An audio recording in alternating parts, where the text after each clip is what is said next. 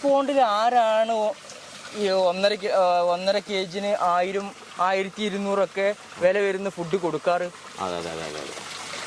എന്നാൽ ആ ഫിഷും ഈ ഫിഷും നല്ല വ്യത്യാസമുണ്ട്. നല്ല, അതായത് നമ്മളിത് നാച്ചുറൽ പോണ്ടിൽ നിന്ന് കൊണ്ടുവന്ന് ഒരാഴ്ച 2 ആഴ്ച കഴിഞ്ഞാൽ ഇതിന്റെ കളർ അങ്ങനെ പിന്നെ മങ്ങുന്നത് ചിലതിന് നമ്മൾ കാണുന്നുണ്ട്, നേരിട്ട് കാണുന്നുണ്ട്. അപ്പൊ നമ്മളിപ്പോ അതിന് കിലോക്ക് 2000 ഫുഡ് വാങ്ങി കൊടുത്താൽ എന്താണ് നമ്മുടെ കൃഷിയിൽ നിന്ന് ക്യാഷ് പോകും. അപ്പൊ നമ്മൾ വെള്ളത്തിന്റെ ക്വാളിറ്റി കൂട്ടി കൊടുക്കുന്നതിന് വേണ്ട സഹായം ചെയ്യാം. അതാണ് ആവശ്യത്തിനുള്ള സാധാരണ ഭക്ഷണം കൊടുക്കുക. പിന്നെ പ്രോട്ടീൻ കൂടുതലുള്ള ഞാൻ നേരത്തെ പറഞ്ഞില്ല, കീശക്ക് അനുസരിച്ചുള്ള ഫുഡ് കൊടുക്കാം. ഇപ്പൊ നമ്മുടെ കുഞ്ഞുങ്ങള് ഹോർലിക്സ് കഴിക്കണോ അതല്ല പഴം വിരകിയിട്ട് കൊടുക്കുന്ന അത് ഏതാണ് നമുക്ക് തീരുമാനിക്കാം. അത് നമ്മുടെ കീശക്ക് അനുസരിച്ചിട്ടല്ലേ. സുഹൃത്തുക്കളെ നമസ്കാരം. ഓർഗാനിക് കേരളത്തിന്റെ പുതിയ വീഡിയോയിലേക്ക് എല്ലാവർക്കും സ്വാഗതം. നമ്മൾ ഇന്നൊരു പുതിയ കാര്യമാണ് നിങ്ങളുമായിട്ട് പങ്കുവെക്കുന്നത്. ഞാൻ ഇന്ന് നിൽക്കുന്ന ഇത് കോയി ഫിഷ് ഹൗസ് കേരള എന്ന് വേണമെങ്കിൽ നമുക്ക് പറയാം. ഇത് ഉബൈദാണ്. ഇത് നമ്മൾ മലപ്പുറം ജില്ലയിലെ കോട്ടയ്ക്കലിലാണ് എന്നുള്ളത്. അപ്പോൾ നിങ്ങൾക്ക് പേര് കേട്ടപ്പോൾ തന്നെ മനസ്സിലായിട്ടുണ്ടാവും, നമ്മൾ കോയി ഫിഷുകളെ പറ്റിയാണ് സംസാരിക്കുന്നത്. അത് ഒരുപാട് ബിസിനസ് സാധ്യതയുള്ള, അല്ലെങ്കിൽ അലങ്കാര മത്സ്യപ്രേമികൾക്ക് ഒരുപാട് ആകർഷണമുള്ള ഒരു മത്സ്യമാണ് നമ്മുടെ കോയി ഫിഷ്. അത് പല വിഭാഗങ്ങളിലുണ്ട്. ഭയങ്കര മനോഹരമായ രീതിയിൽ കാണാൻ പറ്റുന്ന ഏറ്റവും വേണമെങ്കിൽ ഈ അലങ്കാര മത്സ്യങ്ങൾ വലിപ്പം കൂടിയെന്ന് പറയാം അല്ലേ, അത്രത്തോളം വലിപ്പം വയ്ക്കും. അതുപോലെ അത്രയും മനോഹരമായ കോയി ഫിഷുകളെ പറ്റിയിട്ടാണ് ഇന്ന് നമ്മൾ നിങ്ങളുമായിട്ട് സംസാരിക്കുന്നത്, അല്ലെങ്കിൽ നിങ്ങൾക്ക് പറഞ്ഞു തരുന്നത്. അപ്പോൾ ഉബൈദ് ഇത് തുടങ്ങിയിട്ട് കുറച്ച് കാലമായി. ഞാനും ആദ്യമായിട്ടാണ് കോയി ഫിഷിൻ്റെ ഇത്രയും വലിയൊരു ഫാം കാണുന്നത്. അപ്പോൾ നമുക്ക് അതിൻ്റെ ഡീറ്റെയിൽസ് ചോദിച്ച് മനസ്സിലാക്കാം. നമ്മളെ മറ്റ് അലങ്കാര മത്സ്യങ്ങൾ വളർത്തുന്ന പോലെയല്ല, ഒരുപാട് വ്യത്യാസം നമ്മുടെ കോയി ഫിഷിനെ സംബന്ധിച്ചിട്ടുണ്ട് അല്ലേ. ഒന്ന് ലോകമൊട്ടാകെ കോയി ഫിഷ് വളർത്തുന്നുണ്ട്. അതിലുപരി അതിനെ ബ്രീഡ് ചെയ്യുന്ന രീതി വ്യത്യാസമാണ് മറ്റു മീനുകളെ സംബന്ധിച്ച്. അതിനെ വളർത്തുന്ന രീതി വേറെയാണ്. ഈ കോയി ഫിഷിന്റെ ഒരു പ്രത്യേകത എന്താണ് നിങ്ങളുടെ ഇതുവരെയുള്ള ഒരു അനുഭവത്തില്? പ്രത്യേകത എന്ന് പറയുമ്പോൾ പിന്നെ ഒന്ന് അതിന്റെ അട്രാക്റ്റീവ്, പിന്നെ ഇതിന് വളർത്തി ഇത് പ്രത്യേക ഒരു നല്ലൊരു ഇണക്കം നമ്മളോട് ഉള്ള മറ്റ് മീനുകളെ പോലെ നന്നായിട്ട് പിന്നെ മറ്റുള്ളവ ഇളകുന്നുണ്ട്. ഞാൻ അതിനൊന്നും പറയുന്നില്ല, കോയി ഫിഷ് മാത്രമായിട്ട് പറയുന്നത്. ഇപ്പം നമുക്കത് വരും കുറച്ച് കഴിഞ്ഞിട്ട് നമുക്ക് കാണാൻ പറ്റും അവർ നമ്മുടെ ഇത് ചെയ്യുന്നത്. പിന്നെ അതിൻ്റെ വളർച്ചകൾ, ഇതിങ്ങനെ വെറുതെ നമുക്കും ഫിഷുണ്ട് എന്നുള്ള രീതിയിൽ ആണെങ്കിൽ ഒരു ഇതും ഉണ്ടാവില്ല. അതിനെക്കുറിച്ച് നമ്മൾ എന്ത് ചെയ്യണം, അതൊരു നമ്മളൊരു ഇതായിട്ട് വെല്ലുവിളിയായിട്ട് ഏറ്റെടുത്തിട്ട് നമ്മളിങ്ങനെ എന്ത് ചെയ്യണം. അപ്പൊ ഞാൻ ഇതേപോലെയാണ് ഇത് ചെയ്യുന്നത്. അപ്പൊ എൻ്റെ കാഴ്ചയിലും എൻ്റെ അനുഭവത്തിലൊക്കെ ഉള്ള അറിവുകൾ ഞാൻ എന്ത് ചെയ്തു, ഓരോ ഇത് കിട്ടുമ്പോൾ അത് ക്ലിയർ ചെയ്താൽ നേരെ അങ്ങ് എഴുതും, എന്നിട്ട് നേരെ ആർട്ടിക്കിൾ ആക്കിയിട്ട് പോസ്റ്റ് ചെയ്യും. ഉബൈദ് ശരിക്ക് എഴുതുമെന്ന് പറയുന്ന കാരണം ഉബൈദ് ഒരു ജേർണലിസ്റ്റ് കൂടിയാണ്. അപ്പോൾ അദ്ദേഹം നമ്മുടെ കേരളത്തിലെ തന്നെ പ്രധാനപ്പെട്ട മാധ്യമ രംഗത്തൊക്കെ ഒരുപാട് വർക്ക് ചെയ്തിട്ട് ഇരുന്നിരുന്ന ആളാണ്. ഇപ്പോ ചെയ്യുന്നില്ല അല്ലേ, നമ്മൾ മാധ്യമ രംഗത്ത് താൽക്കാലികമായിട്ട് അദ്ദേഹം അത് വിദേശത്തായിരുന്നു. അപ്പോൾ നമ്മൾ ഇതിനെ വളർത്തുമ്പോൾ നമ്മൾ കുഞ്ഞുങ്ങളെ വാങ്ങി വളർത്തുകയാണോ ചെയ്യുക, അതോ നമ്മൾ ഈ കോയി ഫിഷിനെ വലിയ മെയിലിനും ഫീമെയിലിനും വാങ്ങിയിട്ട് വളർത്തിയിട്ടാണോ നമ്മളൊരാൾ ഇതിലേക്ക് ഇറങ്ങിത്തിരിക്കുമ്പോൾ എന്താണ് ശരിക്കും ചെയ്യേണ്ടത്? തുടങ്ങുമ്പോൾ എന്ന് പറയുമ്പോൾ കേരളത്തിലൊരു 10 വർഷത്തോളമായിട്ടുണ്ടാവും അക്വാപോണിക്സ് ഇങ്ങനെ കയറി വന്ന അതിൽ. അപ്പോൾ അതിൽ കുറേ ഫിൽട്രേഷൻ സംവിധാനങ്ങളും മറ്റും ഒക്കെ ഉണ്ട്. പല ആളുകളും അങ്ങനെ ഇങ്ങനെയൊക്കെ ആയിട്ട് വെക്കുന്ന. അപ്പോൾ അതിൻ്റെ ഒരു ഫിൽട്രേഷൻ രീതിയൊക്കെ വെച്ചിട്ടാണ് ആളുകൾ പിന്നെ ഇപ്പോൾ കോയി ഫിഷിനെ വളർത്തിക്കൊണ്ടിരിക്കുന്നത്.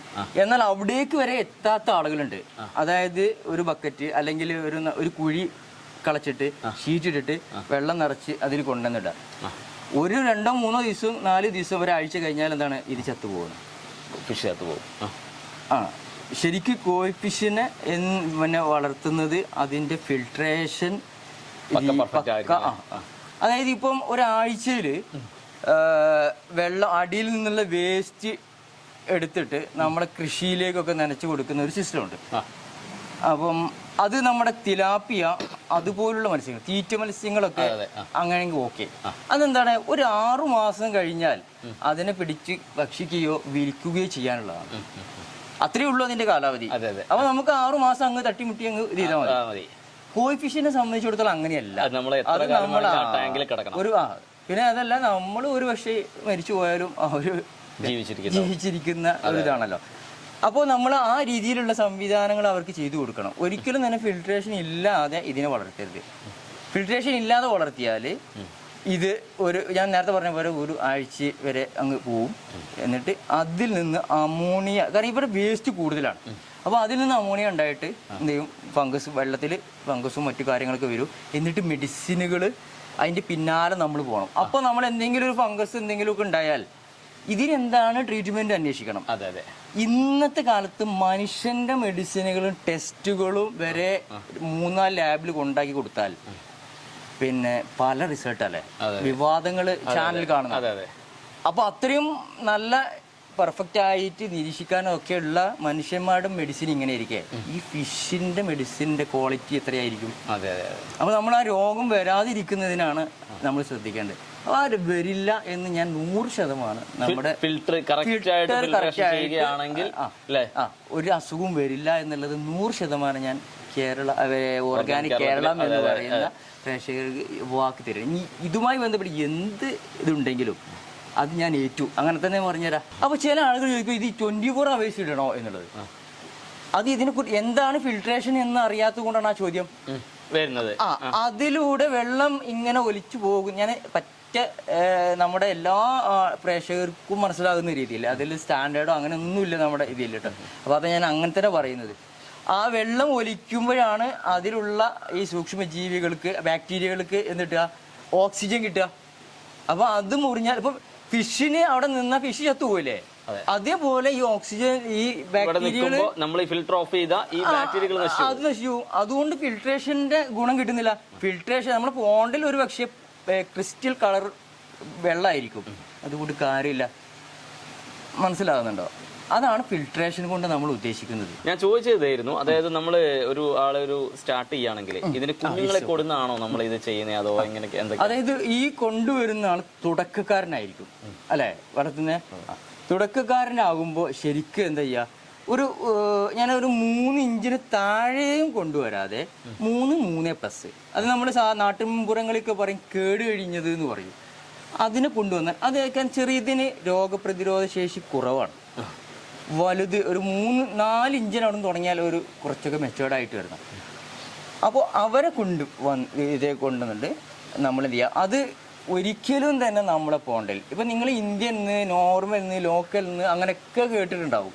പക്ഷെ നിങ്ങൾ ചെയ്യേണ്ടത് കൗയ് ഫിഷിനെ വാങ്ങുമ്പോൾ കച്ചവടക്കാരൻ തരുന്നത് വാങ്ങുന്നതിന് പകരം നമ്മുടെ ഇഷ്ടത്തിന് വാങ്ങുക. അപ്പോൾ നമ്മൾ പിന്നെ നോക്കേണ്ട കാര്യങ്ങൾ, ഒന്ന് അതിൻ്റെ കളറ്, ഒന്ന് അതിൻ്റെ പാറ്റേൺ. ഈ 2 കാര്യം, ക്വാളിറ്റി, ഈ 2 കാര്യങ്ങൾ മാത്രം നോക്കിയിട്ട് ചെയ്യാം. ഒരു 50-100 ഹോൾസെയിൽ ഇങ്ങ് വാങ്ങുക, അത് കോയ് ഫിഷ് ഒരിക്കലും ചെയ്യരുത്. കാരണം മറ്റു ഫിഷുകൾ വാങ്ങുന്ന പോലെ അത് എല്ലാവരും ശ്രദ്ധിക്കേണ്ട ഒരു കാര്യമാണ്. ഇതിന് അപ്പോൾ 100 അപ്പോൾ എന്താണ്, അതിനെ ഒരു പക്ഷേ കുറഞ്ഞ വിലക്ക് കിട്ടാനാണ്. നിങ്ങൾ കുറഞ്ഞ വിലക്ക് കിട്ടാൽ എന്താണ് ഇതിൻ്റെ ഒരു പ്രശ്നം എന്ന് വെച്ചാൽ, ഇത് ഒരു ക്വാണ്ടിറ്റി ഏറുമ്പോൾ ഒരു പക്ഷേ അത് ഈ കളർ ഇതൊന്നും ഉണ്ടാവില്ല. വെറുതെ നമ്മളതിനെ വളർത്തേണ്ട.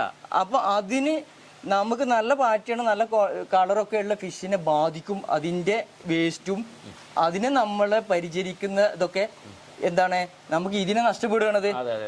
ഇപ്പൊ ചില ആളുകൾ പോകേണ്ട കണ്ടോ, ഫുള്ള് ജാപ്പാനീസാണ് അല്ലേ, അത് കാണുമ്പോൾ തന്നെ കണ്ടോ അതിന്റെ പാറ്റേൺ എന്താണ്, അതെല്ലാം ഒരു വയറ്റിൽ നിന്ന് ജപ്പാനിൽ നിങ്ങൾ കഴിഞ്ഞ ഫ്ലൈറ്റിന് വന്ന് ഇറങ്ങിയതാണോ? അല്ല, സെലക്റ്റഡ് സാധനങ്ങൾ. അത് ഞാനിപ്പം അതൊരു പോണ്ട് ഞാനിത് ഇതെല്ലാവരും പഠിക്കാൻ, കാരണം കുറെ ആളുകളൊക്കെ വന്ന് പഠിക്കാന്ന് പറയുമ്പോൾ തെറ്റിദ്ധരിക്കരുത്, വലിയൊരു സംഭവം ഒന്നല്ല. അപ്പൊ നിങ്ങൾ നമുക്ക് ഉള്ളത് വെച്ചിട്ട് നമ്മൾ അത് ആളുകൾക്ക് മനസ്സിലാക്കി കൊടുക്കുക എന്നുള്ളത്. അപ്പോൾ അത് ആ രീതിയിലായിരിക്കണം. നമ്മൾ ഒരു പോണ്ടുണ്ട്, ഞാൻ അങ്ങനെ കാണിച്ചു തരാം. അപ്പോൾ ഒരിക്കലും ഈ ഹോൾസെയിൽ ഇത് വേറെ വാങ്ങിക്കോളൂ, സെയിലിനാണെങ്കിൽ വാങ്ങിക്കോളൂ ഒക്കെ അല്ല, നമ്മുടെ പ്രൈവറ്റ് പോണ്ടിലേക്ക് നമ്മളൊരു വളർത്താൻ ഉദ്ദേശിച്ചിട്ട് പ്രൊഫഷണൽ ഇത് ചെയ്യാൻ ഉദ്ദേശിക്കുകയാണെങ്കിൽ ഈ പറഞ്ഞ രീതിയിലേ ചെയ്യാവൂ. കോയി ഫിഷിന്റെ ഒരു ഫുഡിങ് രീതി എന്താണ്, എങ്ങനെയാണ്? മറ്റ് അലങ്കാര മത്സ്യങ്ങൾക്ക് ചെയ്യുന്ന പോലെ തന്നെയാണോ, അത് എന്താണ് നമ്മുടെ ഒരു രീതി? എല്ലാ ഫിഷിനും കൊടുക്കുന്നത് പോലെ തന്നെയാണ് ഇവരുടെ ഫുഡും.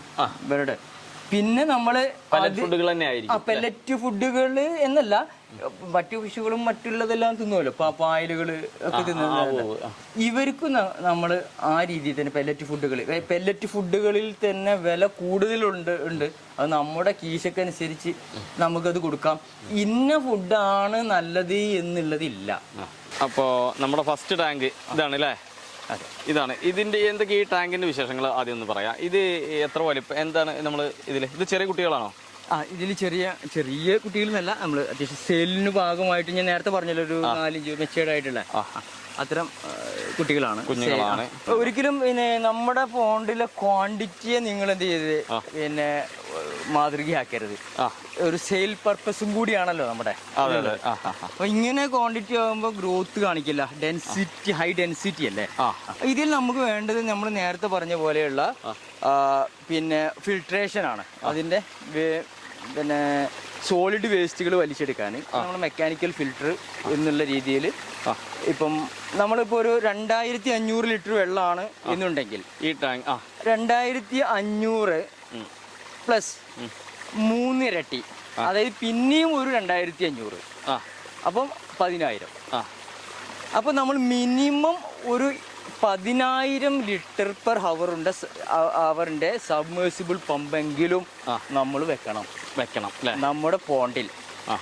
മനസ്സിലായല്ലോ? അതിന്റെ ഗുണം എന്താണെന്നുള്ളത് ജസ്റ്റ് ഇതിൽ നിന്ന് തന്നെ നമുക്ക് കാണിച്ചു തരാം. ഇപ്പം കാണുന്നുണ്ടല്ലോ അതിൽ അല്ലേ, ഇതാണ് നമ്മുടെ പിന്നെ സബ്മേഴ്സിബിൾ പമ്പ്. ഇതിൽ നിന്ന് നമ്മൾ ഈ സോളിഡ് വേസ്റ്റ് വലിച്ചെടുക്കുന്നതിന് സഹായിക്കുന്നത് ഒരു സ്പോഞ്ച് ഒക്കെ വെച്ചിട്ട് ചെയ്തിട്ടുണ്ട്.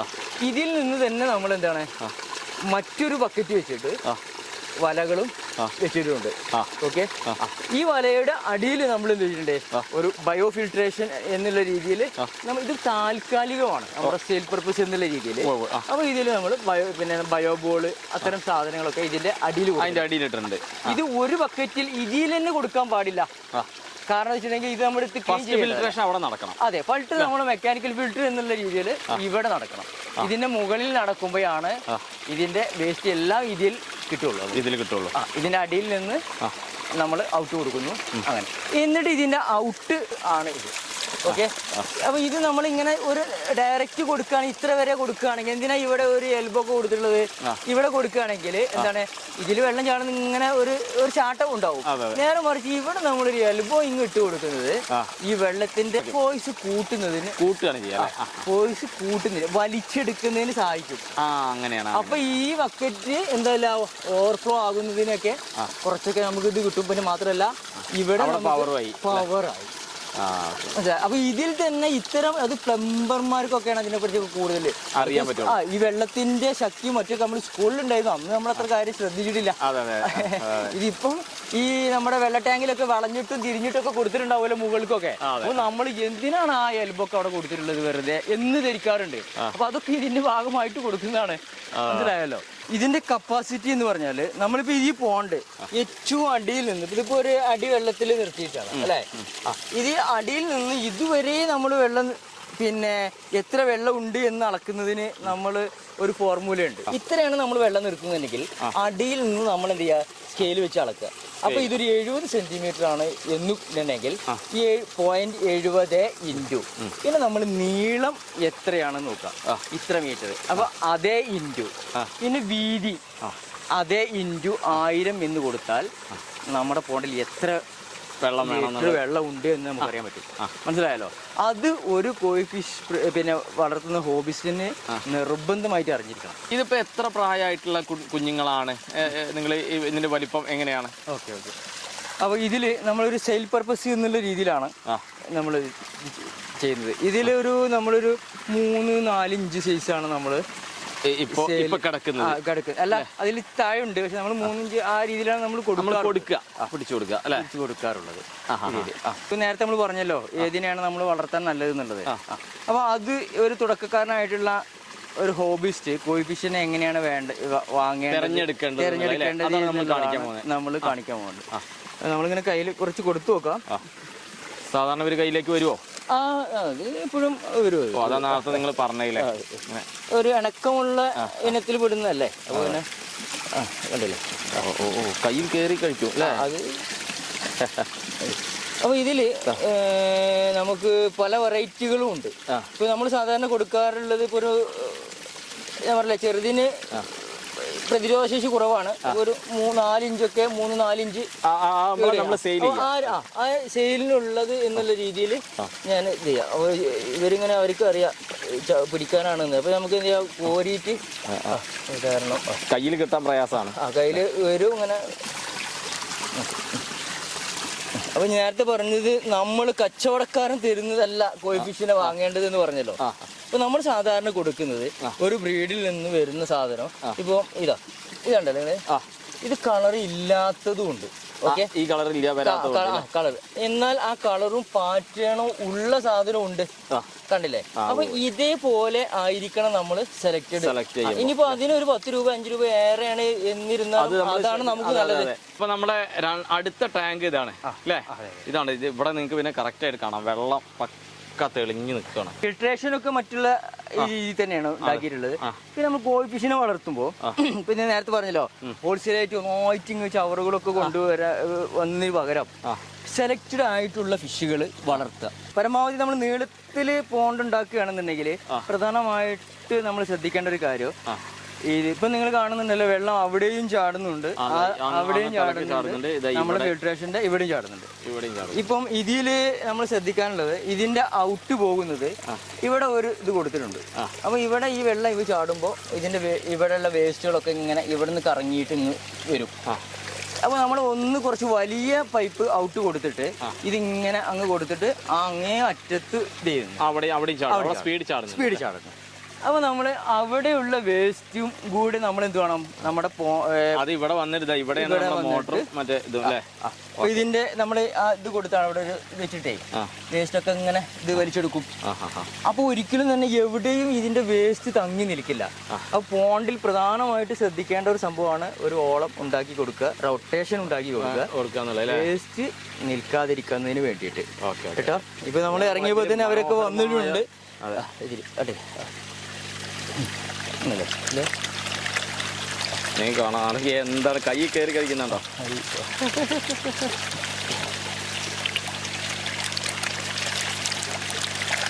പിന്നെ നമ്മൾ പറഞ്ഞ പാറ്റേണൊക്കെ ഇത് ശരിക്കും കാണുന്നുണ്ടല്ലോ.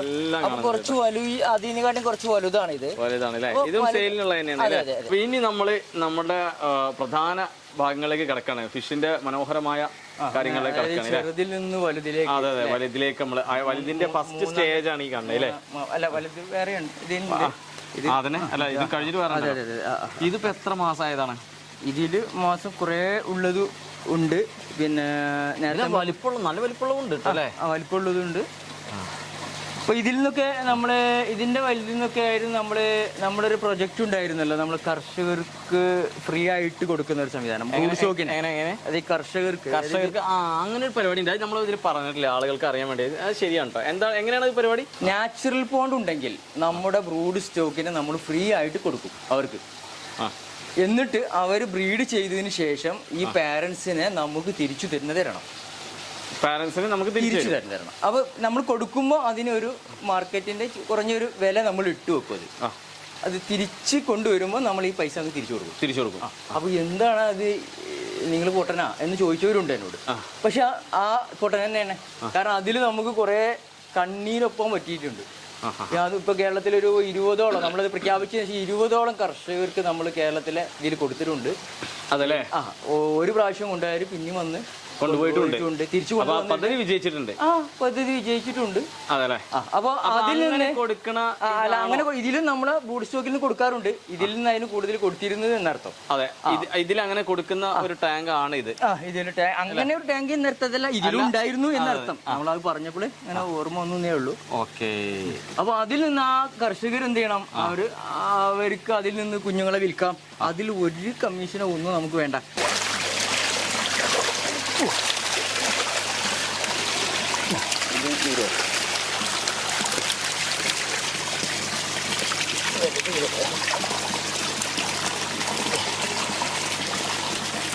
അപ്പോഴേ ഉബൈദ് ഭായ്, ഇനി നമുക്ക് ഉള്ളിലേക്ക് കയറാം അല്ലേ? ഉബൈദ് ഭായിയുടെ വീടിന്റെ ഉള്ളിലാണ് പ്രധാന കളക്ഷൻ. എല്ലാരും പറയല്ലേ, ഇനിയാണ് കാണാനുള്ളത്.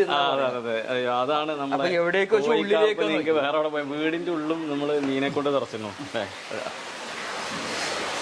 ഇതാണ് ഇവിടുത്തെ സങ്കേതം, വീടിന്റെ ഉള്ളിലെ ഇവിടെയാണ് പ്രധാനപ്പെട്ട എല്ലാ ഇതും ഇരിക്കുന്നത്. ഏറ്റവും വലുതും ഏറ്റവും വലിയ കളക്ഷനും നമ്മുടെ ബ്രൂഡ് സ്റ്റോക്കും ഒക്കെ അല്ലേ.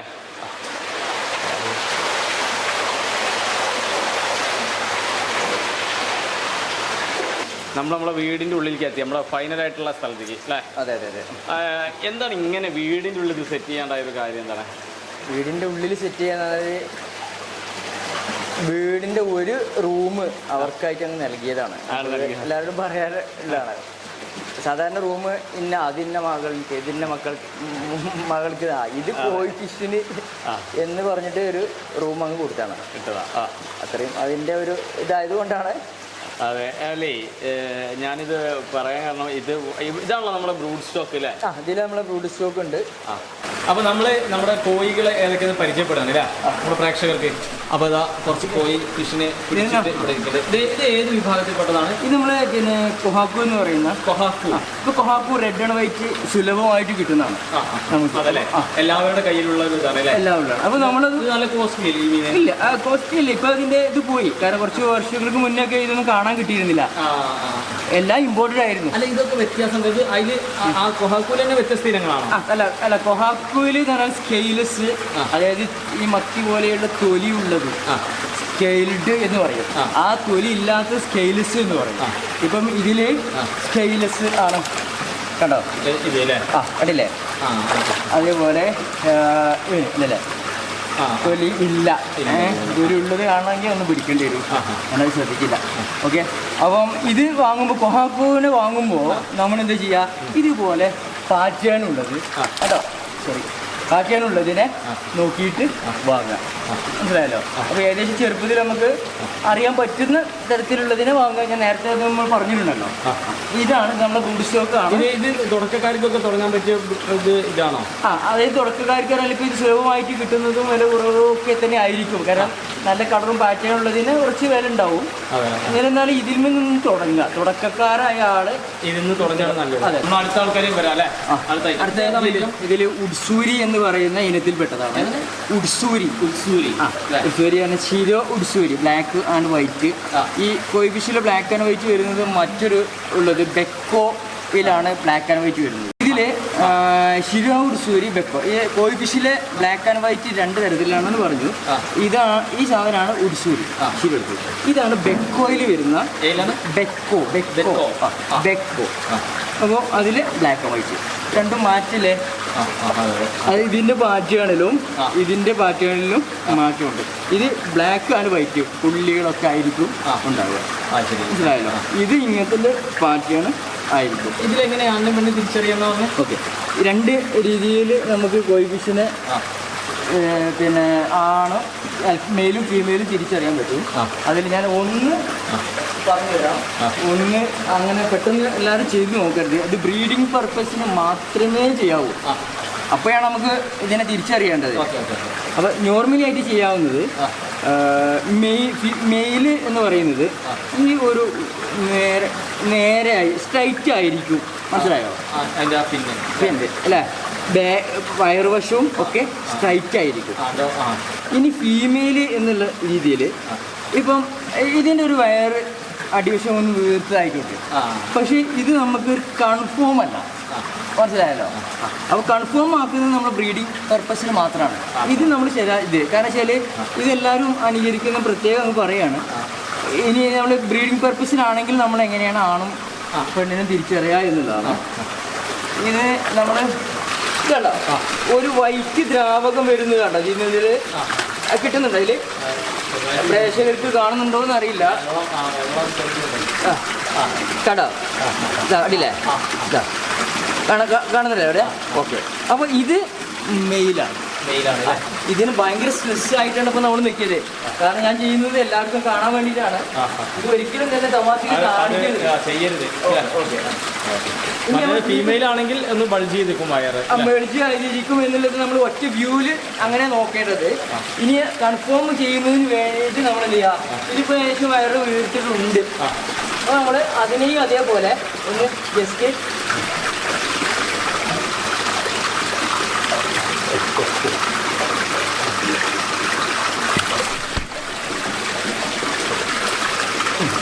ഞാൻ ചെയ്യുന്നില്ല, ഞാൻ പറഞ്ഞു തരാം. അത് വെള്ള ദ്രാവകമല്ലാതെ ഒരു തവിട്ട് നിറം അല്ലാന്നുണ്ടെങ്കിൽ മറ്റെന്തെങ്കിലും കളറിൽ വരികയാണെന്നുണ്ടെങ്കിൽ അത് ഫീമെയിൽ അല്ലെങ്കിൽ എഗ് ആയിരിക്കും. മനസ്സിലായല്ലോ? അപ്പോൾ ഇതേതാണ്? ഇത് പിന്നെ ഇവിടെ അധികം കാണാത്ത വെറൈറ്റി പെടുന്നതാണ്. ഷുസൂയി എന്ന് പറയും. ഷുസൂയി എന്ന് പറയുന്ന ഇതൊക്കെ കോസ്റ്റ്ലി ആയിരിക്കുമല്ലോ. അങ്ങനെയൊക്കെ പറയാം. ഓക്കെ, ഇപ്പോൾ നമ്മൾ പിന്നെ ഇതിൻ്റെ മെയിലിനെ തപ്പിക്കൊണ്ട് നടക്കുകയാണ്. രണ്ട് ഫീമെയിൽ ആവില്ല? രണ്ടും ഫീമെയിൽ ആണ്. ഇതിൻ്റെ നേരത്തെ നമ്മളിത് കാണിച്ചതാണ് ഉഡ്സൂരി എന്ന് പറഞ്ഞില്ലേ. ഈ ഉഡ്സൂരിയിൽ 3 വെറൈറ്റികളാണുള്ളത്. കീ ഉഡ്സൂരി, ഏതാണ്? കീ ഉഡ്സൂരി, KI, കീ ഉഡ്സൂരി. പിന്നെ ഹായ് ഉഡ്സൂരി, ഹി ഉഡ്സൂരി എന്ന് പറയും, HI. ഓക്കെ, പിന്നെ ശിരോ ഉഡ്സൂരി എന്ന് പറയും. ഈ ശിരോ ഉഡ്സൂരി നമ്മൾ നേരത്തെ പറഞ്ഞു ബ്ലാക്ക് ആണ് വൈറ്റ്. ഓക്കെ, പിന്നെ നമ്മൾ കീ ഉഡ്സൂരിയാണ്, അതാണ് യെല്ലോ ബ്ലാക്ക്. കീ ഉഡ്സൂരി. പിന്നെ ഹൈ ഉഡ്സൂരിയാണ് ഓറഞ്ച് ബ്ലാക്ക്. അത് റെഡ് ബ്ലാക്ക് എന്നൊക്കെ അങ്ങ് പിന്നെ ഇതുപോലെ അങ്ങ് പറയാമെന്നല്ല, അതാണ് അതിൻ്റെ ഒരു കളർ വരുന്നത്. സമയമില്ലാത്ത കാരണം പിന്നെ കുറേ വെറൈറ്റി കുറേ പിടിച്ചിട്ട് അങ്ങനെ സമയം കൂടി ആയി വരികയാണ്. രാവിലെ മുതൽ തുടങ്ങിയതാണ്. തൊണ്ടയിൽ അപ്പോൾ ഇതിൽ കുറേ വെറൈറ്റികളുണ്ട്. ഇതിൽ പിന്നെ നമ്മുടെ ചഗോയി എന്ന് പറയുന്ന ഇനത്തിൽ ചഗോയി ബ്ലാക്ക് അല്ല ഇത്. ഇതിലൊരു ഇത് കണ്ടോ, യെല്ലോ ഒരു ഗോൾഡൻ ടൈപ്പിൽ വരുന്ന ഇതിൽ ചഗോയി. അപ്പോൾ ഞാൻ ഇതിനെ കാണിച്ചതിന് പുറത്ത് ഫോണിലേക്ക് തന്നെ ഇടുക, കാരണം ഇതിന് കൂടുതൽ വിഷയമായപ്പോൾ. പിന്നെ ഇതിൽ ഓഗോൺ പ്ലാറ്റിനം വൈറ്റ് ആണ്, ജിൻഡ്രിനാണ് ഇത്. കണ്ടോ, ജിൻഡ്രിൻ എന്ന് പറഞ്ഞാൽ ശരീരത്തിൽ തിളങ്ങുന്ന ആ തിളക്കമുള്ള അതെ. ഓക്കെ, അപ്പോൾ ഈ വെയിറ്റ് ഈ വെള്ള കളറ് എല്ലാവരും പറയും പിന്നെ നമ്മുടെ മിൽക്കി കാർപ്പ് എന്ന് പറയുന്നില്ലേ. ശരിക്കും മിൽക്കി എന്നുള്ളത് അങ്ങ് പറയാണ്, വെള്ള കണ്ടാൽ മൊത്തം മിൽക്കിയാണ്. അതിൽ തന്നെ കുറേ വെറൈറ്റികളുണ്ട്. പിന്നെ അങ്ങനെ കുറേ വെറൈറ്റികളുണ്ട്. അപ്പോൾ ഇത് അതിൽപ്പെട്ട ഒന്നാണ് ഇതിനർത്ഥം. ഓക്കെ, ഇത് പിന്നെ നമ്മുടെ ബട്ടർഫ്ലൈ ബ്ലാക്ക്, ഫുൾ ബ്ലാക്ക് ബട്ടർഫ്ലൈയിൽ വരുന്ന സാധനമാണ്. കരാസൂക്കോയി എന്നൊക്കെ പറയാറുണ്ട്. അതിൽ ബട്ടർഫ്ലൈയിൽ വരുന്നതാണ്. ഓക്കെ, ഈ സാധനം ചഗോയി എന്ന് നേരത്തെ പറഞ്ഞില്ലേ, അതിൽ പെടുന്ന മറ്റൊരു വെറൈറ്റിയാണ് ഈ സാധനം. ഇത് ഇതിൻ്റെ ഇത് കണ്ടോ, ഡിസൈൻ.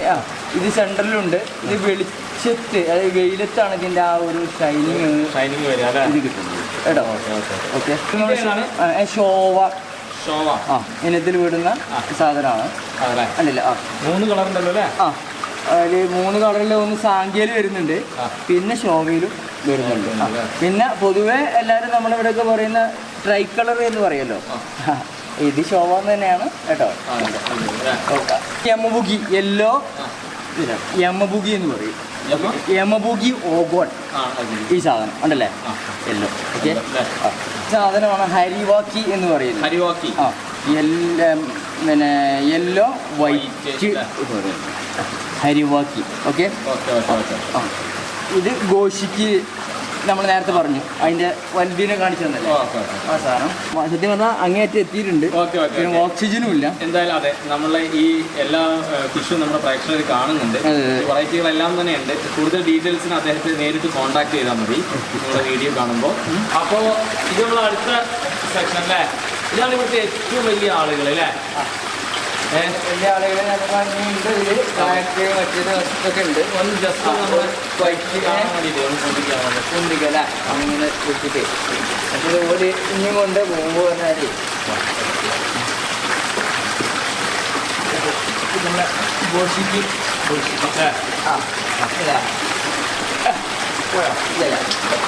ഓക്കെ, ഗോഷിക്ക് എന്ന് പറയും.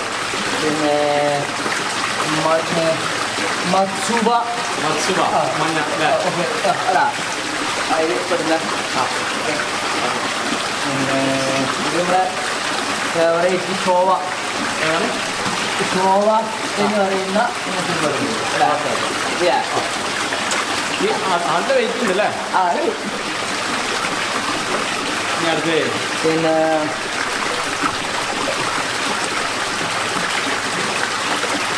നമ്മുടെ കുജാക്കോ റൈറ്റ്സിൽ വിടുന്ന ഓക്കെ. ഇത് നേരത്തെ നമ്മൾ പറഞ്ഞു, നേരത്തെ പറഞ്ഞാല് മറ്റേ ഇതിൽ പറഞ്ഞ ഉണ്ടായിരുന്നു അത് ബെനിക്കോയ്, ജിൻറിൻ ബെനിക്കോയ് എന്ന് പറയുന്നത്. ഓക്കെ. പിന്നെ ഇത് നമ്മുടെ ഷോവ. ഇതിപ്പോൾ നമ്മൾ ബ്രീഡ് കഴിഞ്ഞ് വന്നാണ്, ഇഞ്ചക്ഷൻ ബ്രീഡ് ആയിരുന്നു ഒരു മലയാളം അല്ലേ എൻ്റെ അവിടെ. ഓക്കെ. പിന്നെ ഇതൊക്കെ കുജാക്കോ റേറ്റിൽ പെടുന്ന സാധനമാണ്. പിന്നെ ഇത് മിൽക്കിയല്ല, ഇതിൻ്റെ ഒരു പ്രത്യേകത ആണ്. ഡോയിഡ്സു എന്ന് പറയുന്ന ഇതിൻ്റെ പേര് എനിക്കിപ്പോൾ ഓർമ്മിക്കുന്നില്ല, അത് ഓർമ്മിക്കുന്നില്ല. അതായത് നമ്മൾ നേരത്തെ പറഞ്ഞ പോലെ തന്നെ വൈറ്റ് എല്ലാം മിൽക്കിയാണല്ലോ, അങ്ങനെയാണ് നമ്മൾ. ഇതിൻ്റെ ഒരു പ്രത്യേകത ഒരു വെള്ളിക്കളറുള്ളതാണ്, ഇതിനുള്ള ആ പ്രത്യേക ഒരു പാറ്റേണുണ്ട്. ഇത് നമ്മുടെ ഫുൾ ബ്ലാക്ക്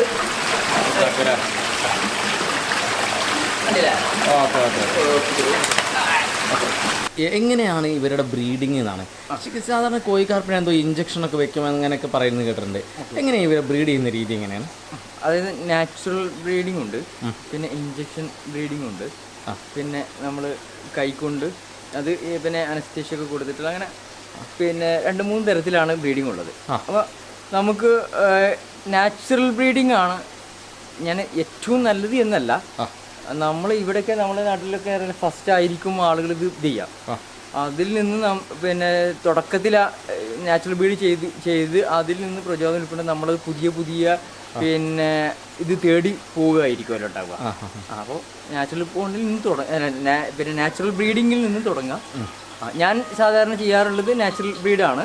ഇപ്പം അടുത്ത കാലത്തായിട്ട് നമ്മൾ ഒരു ഇഞ്ചക്ഷൻ ബ്രീഡിലേക്ക് മാറിയിരുന്നു എന്നല്ല, അതും ചെയ്തിരുന്നു ഞാനല്ല, നമ്മുടെ മറ്റൊരാൾ. ഇഞ്ചക്ഷൻ നമ്മൾ എവിടെ വെക്കും, എന്താ ചെയ്യുന്നത്, എന്താണ് ശരിക്കും ഇഞ്ചക്ഷൻ ബ്രീഡ് ചെയ്യുന്നത്? പിന്നെ ഹോർമോൺ എന്തെങ്കിലും കുത്തിവെക്കാം. അത് ഇഞ്ചക്ഷൻ നമ്മൾ ഒരു 100-300 രൂപയുള്ള ഒരു ബോട്ടിൽ നമുക്ക് വാങ്ങാൻ കിട്ടും. അത് പിന്നെ ഫീമെയിലിന് ഇത്ര കിലോ ആണ്, അത് തൂക്കത്തിനനുസരിച്ച് അതിൻ്റെ പിന്നെ അളവ് ഉണ്ട്. അത് ശ്രീജിലെടുത്തിട്ട് അടിക്കുക എന്നുള്ളതാണ്. അപ്പം അത് ഫീമെയിലിന് വയ്ക്കും. മെയിലിനും അടിക്കുക. അത് ഇന്ന സമയം എത്ര സമയം എന്നുള്ളതൊക്കെ ഉണ്ട്. അത് അതിന് തന്നെ അതിൻ്റെ കണ്ടൻസും ഉണ്ട്, മറ്റേ ടൈമും മറ്റു കാര്യങ്ങളും. ഇവരെ എത്ര സമയം കൂടുമ്പോഴാണ് നിങ്ങൾ ബ്രീഡ് ചെയ്യിപ്പിക്കുക, എങ്ങനെയാണ് അത്? എത്ര സമയം കൂടുമ്പോഴാണ് എന്ന് ചോദിച്ചാൽ നമ്മൾ എഗ്ഗ് ഇതിനെ ബ്രീഡ് ചെയ്യുക എന്നുള്ളതാണ്. ഇപ്പം അത് എൻ്റെ ഒരു ഇതാണ്.